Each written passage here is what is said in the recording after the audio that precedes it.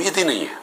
تو میں آج یہ سب سے پوچھ رہا ہوں، یہ جو ہمارے طاقت میں لوگ بیٹھے ہوئے ہیں، کیا ان کو نہیں نظر آ رہا ہے یہ کیا ہو رہا ہے؟ اور کیا ان کا تو مجھے سمجھ آتی ہے، یہ NRO والے یہ جو سارے مل کے بیٹھے ہوئے ہیں اپنی چوری بچانے جو آئے تھے، کیونکہ ان کا تو مقصد ہی صرف پیسہ بچانا ہے اپنا.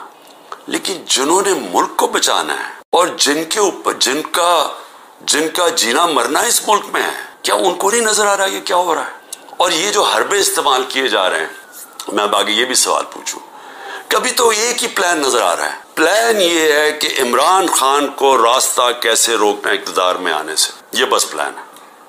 سارے اداروں کو لگایا ہوا ہے کہ عمران خان کو فیل کیسے کرنا ہے، سارے، چاہے FIA، نیب، اینٹی کرپشن، وہ جو FBI، یعنی اپنی ایجنسیز، بس پولیس.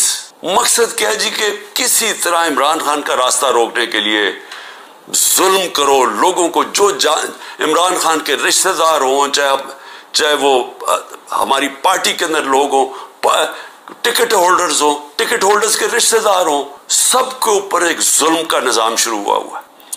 آڑ لی ہوئی ہے اس کی، یہ جو 9 مئی کی، جو ہم سب کہہ رہے ہیں کہ تحقیقات ہونی چاہیے جنہوں نے کیا ہے، اس کے اوپر کوئی انڈیپینڈنٹ انویسٹیگیشن نہیں کرنی. وہ خود ہی فیصلہ کر لیا ہے، پہلے سے پلان ہوا تھا کہ جناب یہ آپ نے یہ کرنا ہے، یہ 4-5 جگہ آگ لگے گی اور اس کے آڑ میں لے کے تحریک انصاف کے پیچھے اور عمران خان کو غدار کہہ دو اور ان کے اوپر ساری پارٹی کو بند کر دو.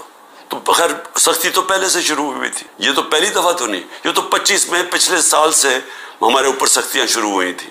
لیکن ایک اور لیول کی سختی شروع ہو گئی ہے، لوگوں کے گھروں میں گھستے ہیں، یعنی چلیں گھر توڑ دیا، چلیں لوگوں کو جیلوں میں ڈال دیا، چلیں یہ بھی ٹھیک، لیکن گھر کی عورتوں سے جو ہو رہا ہے، مجھے ابھی تک بچوں سے جو ہو رہا ہے، میں تو ابھی تک یہ میرے ذہن میں یہ پوری طرح چیز اس کی کوئی مجھے سمجھ ہی نہیں آ رہی. میں اس کو سمجھنے کی کوشش کر رہا ہوں کہ یہ کون سا ذہن ہے جو یہ کر رہا ہے کہ لوگوں کے بچوں کے اوپر، اسکول کے بچوں کے اوپر ان کی دھمکیاں دیتے ہیں، عورتوں کے اوپر. ابھی ایک ڈاکٹر طاہر ایکس منسٹر رہ چکا مشرف کے دور میں، وہ ساری میڈیکل کمیونٹی جاتی ہے اس ڈاکٹر کو. اس نے اپنی پوری کہانی لکھی ہے کہ کہتا میں گھر میں مجھے پتہ ہی نہیں تھا، نہ میں کسی مظاہرے میں شرکت کی ہے، گھر میں آئے، مجھے اٹھایا، گھر میں توڑ پھوڑ کی، بیوی کو بٹ مارے، بندوق کے بٹ مارے بیوی کو، اس کو جا کے چکی میں ڈال دیا، جو کہ وہ سزائے موت والے قیدیوں کو ڈالتے ہیں. وہ اس کے 2 مریض تھے، ایک مرگی کی مریض تھی، ایک اس کو سٹروک ہو چکی تھی. وہ ڈاکٹر تھا، 10 دن اس کو وہاں بند کر دیا. یعنی کوئی اس میں، یعنی ایسے کوئی حیوانوں کے آرڈرز دیے ہوئے ہیں کہ جو ملے اس کو پکڑ کے یہ ظلم شروع کر دو اس کے اوپر، بیوی کو بٹ مارے. وہ کہتا اس نے اپنا لکھا ہے، کہتے چلے ٹھیک ہے، مجھے کیا، مجھے اٹھا کے، مجھے کھینچ کے، جس طرح کے کوئی مجرم ہوتا ہے گھر سے نکالا انہوں نے، اور جس طرح گھسے رات کے 3 بجے. لیکن وہ بیوی کو بٹ مارنا، اس کے زخم کیے ہوئے ہیں. اور اسی طرح سارے یہ کہانیاں آتی ہیں کہ گھروں میں بیویوں، عورتوں سے، عثمان ڈار کی والدہ سے بدتمیزی، اس کو دھکے دے رہے ہیں. یعنی یہ ہمارا دین تو خیر، یعنی وہ نبی صلی اللہ علیہ وسلم نے وہ ہدایتیں کی ہوئی تھی کہ مخالف، وہ بھی جنگ، مخالف کے دوران، مخالف کے ساتھ نہ ان کی عورتوں کو کچھ ہاتھ لگانا ہے، نہ ان کے بوڑھوں کو، نہ ان کے بچوں کو. یہ ہدایت تھی جنگ کے دوران. تو یہاں تو اپنے لوگوں سے کیا جا رہا ہے. ہم پڑھتے تھے یہ اخباروں میں کہ جی مقبوضہ کشمیر میں اس طرح گھروں میں گھستی ہے ہندوستان کی فوج. فلسطینیوں سے سنتے تھے، لیکن وہاں بھی عورتیں بچوں سے اتنا نہیں ہم نے سنا جو اب ہو رہا ہے. تو میں اس سے کیا، یعنی اس سے حاصل کیا ہوگا؟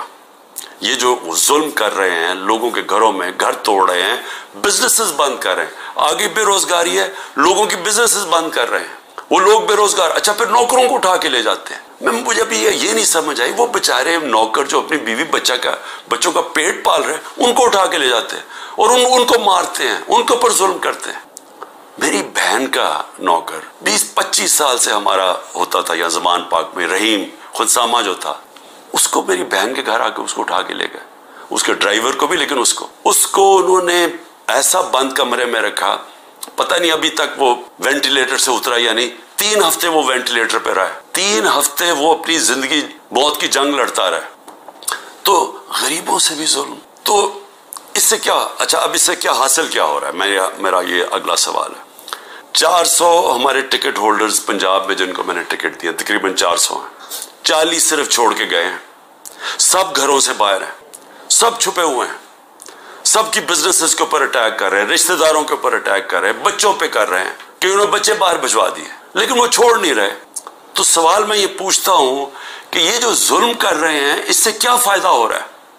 سوائے نفرتیں بڑھنے کے مجھے بتائیں فائدہ کیا ہو رہا ہے؟ جو بھی یہ پالیسی کر رہا ہے نا, اس پہ کوئی عقل نہیں ہے, اس کو کوئی پولیٹکس کی نہیں سمجھ, اس کو تاریخ کی نہیں سمجھ, وہ زیادہ پڑھا لکھا آدمی نہیں ہے, یہ کوئی احمق یہ چیزیں کروا رہا ہے. سوائے نفرتیں کے بڑھنے کے اور یہ ظلم کرنے کے اس سے فائدہ کیا ہو رہا ہے؟ کیونکہ لوگ تو چھوڑ نہیں رہے. جو چھوڑ کے گئے ہیں, آپ نے یہ نہیں, مجھے نقصان نہیں پہنچایا جو چھوڑ کے گئے ہیں, آپ نے ان کے کریئر ختم کر دیے, آپ ان کی پالیٹکس ختم کر دی ہے. جو چھوڑ کے گیا اس کی پالیٹکس ختم ہے. اور یہ سوال پوچھیں گے کیوں نہیں چھوڑ کے جا رہے؟ ان کو بھی پتہ ہے, ان کو پبلک کا پتہ ہے کہ جس وقت وہ چھوڑ کے گئے پبلک ان کو ووٹ نہیں ڈالے گی, ان کو بھی پتہ ہے. لیکن ان کے اوپر فائلیں بنائی ہوئی ہیں, کئیوں کو چھوڑ دیا جو چلے گئے ہیں. لیکن آگے میں صرف اب آگے پوچھتا ہوں کہ مجھے کیا نقصان پہنچا رہے ہیں.